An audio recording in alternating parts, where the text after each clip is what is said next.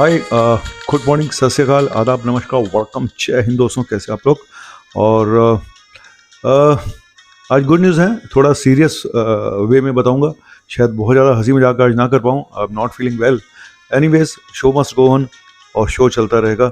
और एक चीज़ पहले बता दूं मैं आपको कि मैंने एक वीडियो डाला था जिसमें मैंने बोला था कि एक बॉक्स है, उस बॉक्स में क्या है तो मैं आपको प्राइस दूंगा। किसी ने भी सही आंसर नहीं दिया। उस बॉक्स में साबुन थे, 8 साबुन थे अतुल्या कंपनी के, और जो होममेड साबुन थे, हाथ से बने हुए साबुन थे। तो ये आंसर था।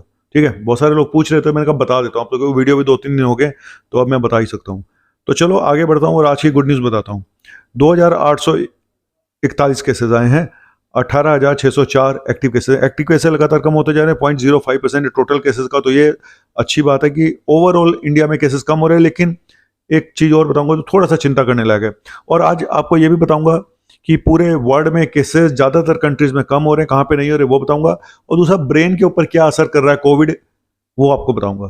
ठीक है, आपके दिमाग पे क्या असर कर रहा है। मेरे पे तो वैसे ही कर चुका है और कुछ लोगों के दिमाग पे भी असर कर चुका है, जिसकी वजह से डिप्रेशन और फ्रस्ट्रेशन और मेमोरी लॉस, पता नहीं किस किस का शिकार वो हो रहे हैं और घर के घर टूट रहे हैं। जी हाँ, कोविड की वजह से घर भी टूट रहे हैं लोगों के। ये भी मैं आज आपको बता दूं, सच बता रहा हूँ।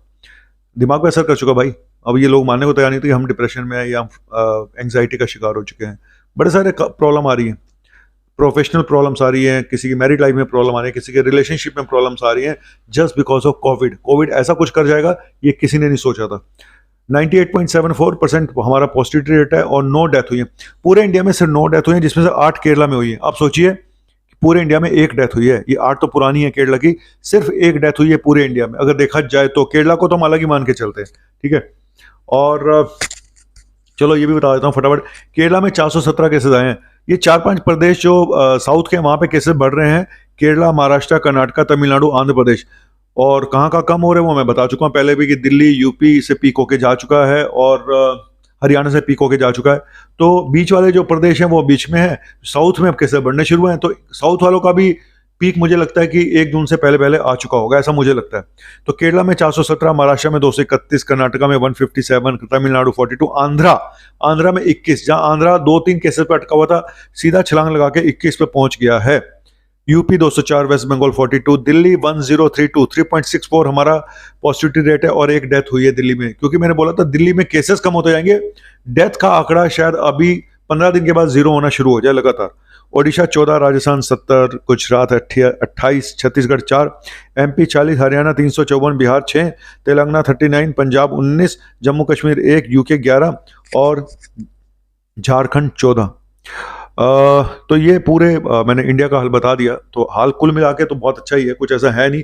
अगर साउथ में भी केसेस बढ़ते हैं तो भाई ऐसा समझो कि बस ये भी एक माइनर, एक मिनी वेव आएगी और खत्म हो जाएगी, और किसी को कुछ नहीं हो रहा है। लेकिन एक बात मैं आपको सच बताना चाहता हूँ कि दिल्ली के जो आंकड़े आ रहे हैं ये कि 1,000 केस है, मुझे लगता है इससे कहीं गुना ज्यादा केसेस हैं, क्योंकि मेरे आसपास हर इंसान को कोविड हो रहा है। हर इंसान जो रिपोर्ट दिखा रहा है पॉजिटिव आ रही है। तो उस हिसाब से मुझे लगता है कि कहीं ना कहीं कुछ लोचा भी मुझे दिख रहा है। अब पता नहीं अब लोचा सही है गलत है, अब मेरे सूत्र पुष्टि करेंगे इसकी। लेकिन कहीं ना कहीं मुझे लगता है आंकड़े थोड़े से ज्यादा हैं दिल्ली के भी, क्योंकि मैं अपने आजू बाजू जिसको भी देखता हूँ कोविड पॉजिटिव है। जैसे कि डेल्टा के टाइम पे सब पॉजिटिव हो रहे थे, ऐसे ही अब सब पॉजिटिव नजर आ रहे हैं।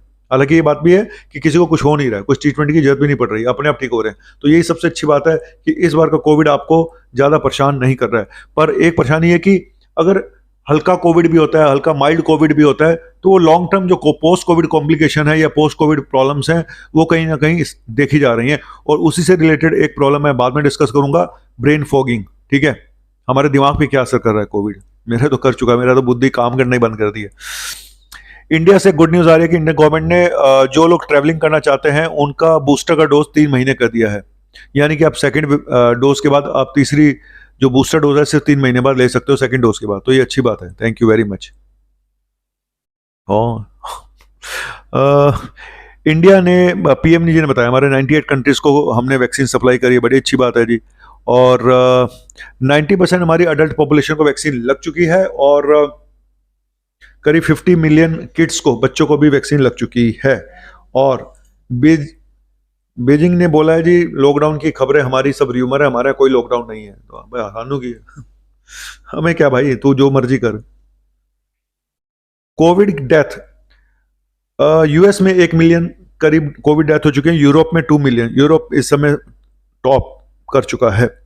और अब WHO ने एक खबर बताई है, इसको अच्छी खबर ही मान के चलें। उन्होंने बोला है जी पूरे वर्ल्ड में केसेस कम हो रहे हैं, डेथ भी कम हो रहे हैं, केसेस भी कम हो रहे हैं, लेकिन सिर्फ 2 कंट्री ऐसे हैं जहां पे अभी कोविड के केसेस कम नहीं हो रहे हैं, वो है साउथ अफ्रीका और एक है अमेरिका, US। मुझे लेकिन लगता है नहीं है इस बार, अब मैं सच बोलूं तो कोई कुछ भी कहता रहे, मुझे अब लगता है कि अब कोविड अपना नया रूप, कोई भयानक रूप वाला लेके वापस नहीं आने वाला। इस बात पे मैं 90% श्योर हूँ। 10% मैं सिर्फ चाइना का माल सोच के इसको छोड़ देता हूँ, लेकिन 90% मुझे उम्मीद है कि जो हमारे अंदर हाइब्रिड इम्यूनिटी बन चुकी है वैक्सीन के जरिए, या फिर हमारा इतनी बार इन्फेक्शन हो गया, मैं बता रहा हूँ अब 2-2 बार लोगों को इन्फेक्शन हो चुका है, काफी लोगों को। इस बार जो हो रहा है वो सेकंड टाइम हो रहा है बहुत सारे लोगों को, क्योंकि पहले ही सबको इतना हो चुका था, अब सेकंड टाइम हो रहा है, तो इतनी इम्यूनिटी आपके अंदर बन चुकी है कि अब मुझे नहीं लगता कि कुछ कोविड कुछ आपका उखाड़ पाएगा ज्यादा। बस यही है कि हाँ, पोस्ट कोविड सिम्टम थोड़े परेशान कर सकते हैं। और तो ये आपको चलो मैं बता देता हूँ कि ब्रेन फोगिंग वाली जो समस्या आ रही है वो एक्चुअली है क्या। देखो इसका इस ब्रेन फोगिंग यानी हमारे ब्रेन पे असर पड़ना कोविड के बाद ये काफ़ी लोगों में देखा गया है। और ये कुछ ज़रूरी नहीं है कि कोविड सीवियर हुआ हो, सीवियर सिम्टम हो तभी ब्रेन फोगिंग होगी, तभी ब्रेन पे असर पड़ेगा। इवन ये देखा गया कि माइल्ड सिम्टम भी आपके ब्रेन पे असर डाल सकते हैं। और ब्रेन पे असर क्या होता है, किसी को एंग्जाइटी डिसऑर्डर हो रहा है, किसी को डिप्रेशन हो रहा है, किसी को कॉग्निटिव डिसफंक्शन है, किसी की याददाश्त नहीं और ठीक से आ पा रही है, कोई कंसंट्रेट नहीं कर पा रहा है, कोई फ्रस्ट्रेशन में है, कोई डिप्रेस है। तो बड़े सारे सिम्टम ब्रेन से रिलेटेड हुए आ रहे हैं। और ये भी देखा गया कि ब्रेन सेल्स वीक होती जा रही हैं उन लोगों की, कुछ लोगों की तेजी से जिनको कोविड हुआ था, जिसको हम बोलते हैं सेरेब्रल एट्रोफी। तो ये एक इशू है और इस इशू में ट्रीटमेंट तो कोई बहुत ज़्यादा नहीं है, अगर मैं बताऊं तो। ठीक है, बहुत ज़्यादा याददाश्त पर असर पड़ता है, कुछ मेडिसिन हैं ब्रेन सेल्स को रिवाइज थोड़ा वो करने के लिए, इम्प्रूव करने के लिए, लेकिन ऐसा कोई चमत्कार कर देने वाली मेडिसिन नहीं है। हाँ, हमारे ब्रेन पे अच्छा असर डालने वाली आयुर्वेदा में भी बहुत सारी दवाइयाँ हैं, इवन एलोपैथिक में भी हैं, तो दवाइयाँ तो हैं, इसमें कोई डाउट नहीं है। पर मेरे ख्याल से अगर आप अपने लाइफस्टाइल को मैनेज करें, अपना कम खाएं, थोड़ा थोड़ा करके खाएं, और एक्सरसाइज और वॉक और मेडिटेशन ये जरूर करते रहें, ठीक है, तो इससे बहुत फर्क पड़ेगा। मैं सच बता रहा हूँ, मैंने भी जिम ज्वाइन कर लिया है 2 दिन पहले, और आपको खुशखबरी बता रहा हूँ। और जिम पे भी व्लॉगिंग करके दिखाऊंगा अपने जिम पे, जो मैंने जिम ज्वाइन किया है।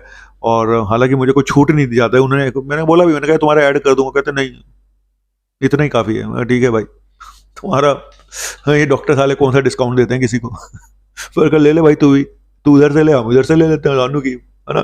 चलो एनीवेज, तो ये था मेरा और मैं आज आपको एक शॉर्ट में बात बताने जा रहा हूँ, शायद इसका असर आने वाले वीडियोस पे हो सकता है। निधि हमें छोड़ के जा रही है वीडियोस में, क्या कारण है उसको, और उसका एक विदाई समारोह भी दिखाऊंगा। रीज़न क्या है, बड़े सारे रीज़न है, वो शायद मैं ना भी बता पाऊँ। और निधि जा रही है, और निधि को हम एक वो देंगे, विदाई समारोह पार्टी। और कुछ लोग नए जुड़ रहे हैं मेरे साथ, और बच्चे हैं, अडल्ट हैं, और कुछ नए लोग हैं मेरे जानने वाले ही हैं। कोई अननोन लोग बहुत कम हैं जो मेरे से जुड़ रहे हों, और थोड़ा डर भी लगता है अननोन लोगों से जुड़ने में, जब थोड़ा सा जान पहचान हो जाती है तब। और मेरे जो अभी जो जुड़ रहे हैं वो काफ़ी पुराने लोग हैं मेरे साथ जो जुड़ने जा रहे हैं। तो थैंक यू वेरी मच, आपका अपना मुन्ना भाई MBBS। तो ज़िंदगी इस तरह से चलती रहेगी, सफ़र कट गया है, कट जाएगा, थोड़ा बहुत बचा हुआ लाइफ का जो भी आगे बचा हुआ है। पर एक सॉन्ग याद आ रहा है, यहाँ कौन है तेरा मुसाफिर चाय का कहाँ, यहाँ कौन है तेरा मेरा पता नहीं कौन है कौन नहीं है। मैं तो वो क्या गाना है, मैं इश्क को धुएं में उड़ाता चला गया, है ना। तो मेरा वही हाल है, मैं बस चलता चला गया, मैंने ना इधर देखा ना उधर देखा, मैं सिर्फ चलता चला गया, और चलते चलते कहाँ पहुँच गया, अब जाके देख रहा हूँ तो मैं बहुत आगे निकल चुका हूँ। लाइफ बहुत पीछे छूट गई है, शायद वहाँ से पीछे आ पाना अब नामुमकिन है। Thank you very much. फिर बताऊंगा आपको कुछ अच्छी बातें, कुछ रोचक बातें। आज थोड़ा एंटरटेनमेंट कम था क्योंकि I am not feeling well, ठीक नहीं महसूस कर रहा हूँ थोड़ा सा। तो फिर आऊँगा एक नई तरंग के साथ, एक नई उमंग के साथ, एक नई पतंग के साथ, ना कि कटी हुई पतंग के साथ। ठीक है, थैंक यू, बाय।